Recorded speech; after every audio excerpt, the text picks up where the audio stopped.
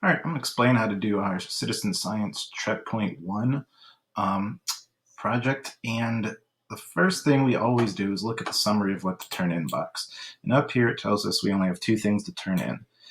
Answer three questions, questions 1, 2, and 3A in the movie questions box, which starts right here. And then insert your drawing of identification spots and reference row in the modeling box at the bottom of the page. So in order to do number 1, we need to actually watch the video. So there's a link here to a very short video about how lions are tracked in Gorongosa. If I click on it, it should take us right there. And then I'll just hit play. And like I said, nice short little video you watch. And that'll help you answer questions 1, 2, and 3A will probably be easier to answer based on this diagram here, this food web. So that'll take care of the first part of this checkpoint. And then at the bottom, we're going to go down here and we're going to do learn how scientists actually identify lions in the wild. And they do it. It's kind of tricky, but once you get the hang of it, it's not too bad. So this is kind of a practice at it. So we're going to try our best and realize drawing, if we do this at home on a online program, is going to be a little difficult, but we'll get through it and I'll show you how.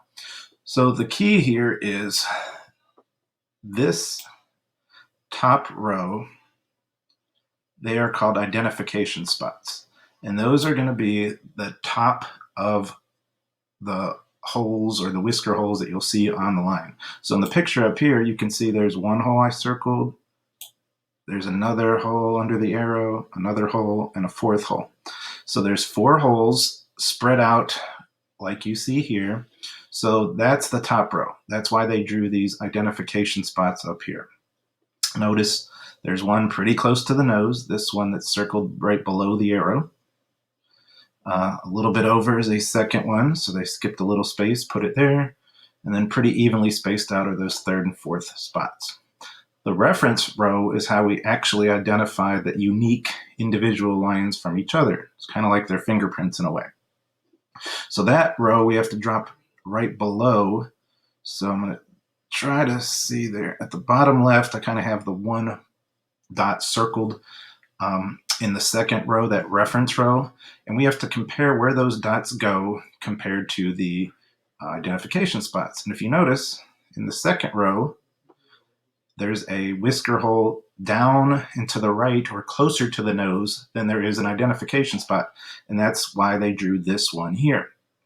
Then there's another in the second row whisker spot between the 2 identification spots, which is number 2 down here. And then they keep going over and over and over and over and draw every dot they see in relationship to where those identification spots are. You're going to do the same thing for this lion. So remember, you're going to start at this top row, or at the bottom of there, you can see the whisker holes. And then you're going to use the reference row right below that to draw your dots there. So you can, if we're at school making this up with me, you can use desk markers or paper and pencil. If you're at home, you can use this online program. I'll show you how. But basically, you're going to draw this. So just a generic nose, and then count the boxes. I believe there are 17 small ones with 1, 2, 3, 4, 5, 6, 7, 8, 9 ones beneath that. If you're doing it online, you'll click this link. And this won't be beautiful and pretty. It is hard to make it neat. Always make sure you have the pencil over here. So I'm just going to draw a little nose with some whisker holes over here. And remember, we have 17